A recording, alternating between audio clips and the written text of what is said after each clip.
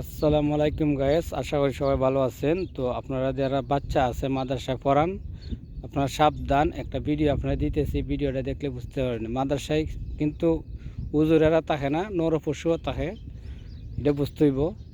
ঠিক আছে, আপনারা সাবধানে বাচ্চারে সাবধানে রাখবেন এবং বাচ্চার ডেলি আপডেট ডেলি জানতে চেষ্টা করবেন। তো আপনারা ভিডিওটা দেখলে বুঝতে পারবেন ডাক্তার আপার মুখ দিয়ে শুনুন বাচ্চাদের সাথে বর্তমান যুগে কি করছে। ঠিক আছে, দেখতে থাকুন ভিডিওটি। এটা হচ্ছে আশা করি বৃহস্পতিবার ভালো দিন লাগবে দুপুর আপনাদের। 12টায় আমার কাছে আসে, তার সঙ্গে তার মা দেখুন, এবং আমার চেম্বারে আমার অ্যাটেন্ডেন্টরা ছিল। টোটাল আমরা 5 জন মানুষ ছিলাম মানুষ রুমে। না, তো নরপশু নরপশু। আমি যখন মেয়েটাকে জিজ্ঞাসা করি যে মা তোমার কি সমস্যা লাগে বলো, সে প্রথমে খুবই ভয়ে ছিল। একটু কনসোল আলেম করা না, হলো, তাকে একটা জালেম কলম একটা জালেম চকোলেট না, দিয়ে একটু বাবা কনসোল জালেম। করা হয়েছে। তারপরে সে আমাকে মাদ্রাসায় বলল শুধু ম্যাডাম আলেম থাকে আমার না, পেটটা জালেম ভার ভার থাকে। লাগে, আপনার কি জানি ভিডিওটা লড়ে। দেখলেই বুঝতে পারবেন। আমি একটু অবাক হয়ে গিয়ে আবারও তাকে জিজ্ঞাসা করেছি যে মা তোমার কি সমস্যা লাগে। সে আমাকে বললো আমার পেটটা ভার ভার লাগে, কি জানি লড়ে। এরপরেও হচ্ছে আমি তাকে তার মার কাছ থেকে কিছুটা শুনলাম যে কি অবস্থা। তারপরে আমি আবার তাকে জিজ্ঞাসা করেছি যে মা তোমার সাথে খারাপ কাজটা কে করেছে। সে শুধু হুজুর হুজুর শব্দটা সে 2বার বললো, হুজুর বলে।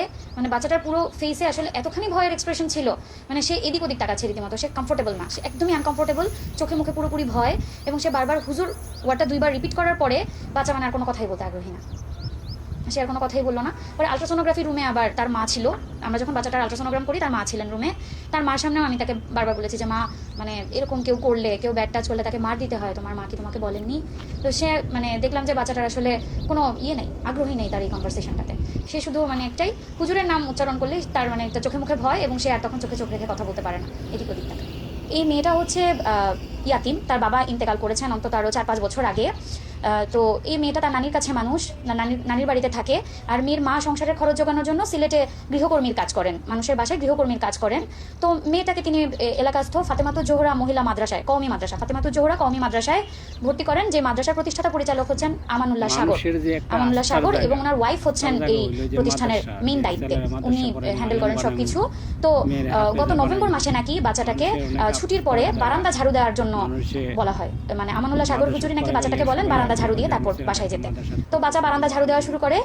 বারান্দা ঝাড়ু দেওয়ার এক পর্যায়ে নাকি হুজুরটাকে বলে হুজুরের যে রুমটা, প্রতিষ্ঠাতা পরিচালকের যে রুমটা, এই রুমটাও যেন পরিষ্কার করে দেয়। তো বাচ্চা রুম পরিষ্কার করার জন্য ভেতরে ঢুকলে উনি দরজা বন্ধ করে বাচ্চার সঙ্গে পৈশাচিক আচরণটা করেন। 5 থেকে আরো 7বার উনি এটা রিপিট করছেন আচরণটা বাচ্চার সঙ্গে, পরপর বেশ কয়েকদিন, পরপর প্রায় 5 থেকে 7 দিন উনি একই কাজ করছেন। এবং বাচ্চাকে ভয় দেখাইছেন যে বাচ্চা যদি কাউকে বলে দেয় বাচ্চার নানিকে মেরে ফেলবে, বাচ্চাকে মেরে ফেলবে, বাচ্চার মাকে সিলেটে খুঁজে নিয়ে মারবে, সিলেটে মেরে ফেলবে, এমন ভয় দেখানো হয়েছে বাচ্চাকে। বাচ্চা ভয়ে কাউকে বলে নাই। এবং একটা পর্যায়ে নাকি গত বছরের জানুয়ারি ফেব্রুয়ারির দিকে বাচ্চাকে মাদ্রাসা থেকে বের করে দেওয়া হয়েছে। এই বছরের জানুয়ারি ফেব্রুয়ারির দিকে বাচ্চাকে মাদ্রাসা থেকে বের করে দেওয়া হয়েছে। গত মার্চ মাসে বাচ্চার নানি খেয়াল করলেন যে বাচ্চার পেটটা অস্বাভাবিকভাবে বড় হয়ে যাচ্ছে। তারপরে তারা ডক্টর কনসাল্ট করেন এবং ফিজিক্যাল এক্সামিনেশনে জানা যায় যে বাচ্চার সিম্ফাসিয়া ফান্ডাল হাইট, যেটা আমরা ইউটারাসের হাইট যেটা মেজার করি প্রেগন্যান্সিতে, এটা কিন্তু এইজ করেসপন্ডিং একটা হাইট আসে। এই বাচ্চার হাইট তখনই অলমোস্ট 25-26 উইক্সের মতো। আর আমার কাছে যখন বাচ্চা আসে আমি এটা 27 উইক্স করেসপন্ডিং হাইট পেয়েছি।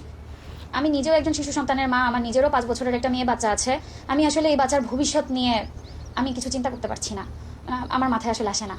আর এখন তার যে শারীরিক কন্ডিশন, প্রথম কথা হচ্ছে ছোট মানুষ, তার পেটে অতটা জায়গা নাই। একটা একদম টিপিক্যাল গ্রামীণ অপুষ্টিতে আক্রান্ত বাচ্চা, 11 বছরের বাচ্চা, তার ওজন এখনো 30 কেজি হয় নাই। উল্টা সে আরও প্রেগনেন্ট। পেটের বাচ্চাটার ওজন প্রায় 998 গ্রামের মতো, প্রায় 1 কেজির কাছাকাছি। তো কিন্তু এই বাচ্চাটার আসলে লেবার মেনটেন্যান্স কি হবে না আমার আসলে আমি আসলে বুঝতে পারতেছি না, আমি আসলে কি বলবো। এবং তাকে যখন আমি তার ফ্যামিলিকে বলেছিলাম যে আপনারা আসলে কি চান এখন বাচ্চাটাকে নিয়ে, আপনারা কি বাচ্চাটা অ্যাবর্ট করবেন, পেটের বাচ্চাটা নষ্ট করে ফেলবেন, নাকি ডেলিভারি পর্যন্ত যাবেন, তারা নিজেরাও আসলে কনফিউজ যে তারা কি করবে। তারাও আসলে বুঝতে পারতেছে না। আবার তারা অ্যাবর্শনের কনসেন্টও দিচ্ছে না, যে বাচ্চাটা আবার অ্যাবর্শন করতে চাইলেও এটা আসলে আমরা কীভাবে অ্যাবর্ট করবো। এখন সাথে 27 উইক্সের একটা বাচ্চার জন্য তো আমরা এই ছোটো বাবুর পেট কাটতে পারবো না। আবার একে যে নর্মালি আমরা বের করবো ওই সুযোগও তো আমরা পাবো না, বাট ক্যানেল ওই পরিমাণ স্পেস নেই। তার আমাদের ক্র্যানিওটমি করে বাচ্চাটা হয়তো বের করতে হবে। ও আসলে 11 বছরের একটা ছোট মানুষ, ওর কি আসলে এই জিনিসগুলো ফিল করার কথা ছিল, বা এই জিনিসগুলো কেউ ফেস করার কথা ছিল? আর এখন যে সামাজিক হেনস্থাগুলো হচ্ছে, ওর তো আসলে বিয়ে শাদী বলেন বা ফিউচার বলেন, ওটা নিয়ে তো আসলে কিছুই নেই, কিছুই নেই। আবার এটা যদি আমরা ম্যানেজ করতে যাই, আমরাই বা কোন লাইনে আসলে ম্যানেজ করবো? আমরা কোন ডোজে তাকে ওষুধ দিব? পিডিয়াট্রিক্সের লাইনে যেটা যে বাচ্চার ওজন উচ্চতা মেপে ওকে ওষুধ দিব, নাকি নর্মাল ডেলিভারির লাইনে যেটা আছে যে স্যালাইনের মধ্যে এতটুকু পরিমাণ ওষুধ দিয়ে আমরা তাকে ড্রিপ চালু করে বাচ্চাটা বের করবো? আমি নিজেই আসলে হতবাক হয়ে গেছি, আমার ভাষা নেই, আমি আসলে কি। ঠিক আছে, তো দর্শক আপনারা মতামত কমেন্ট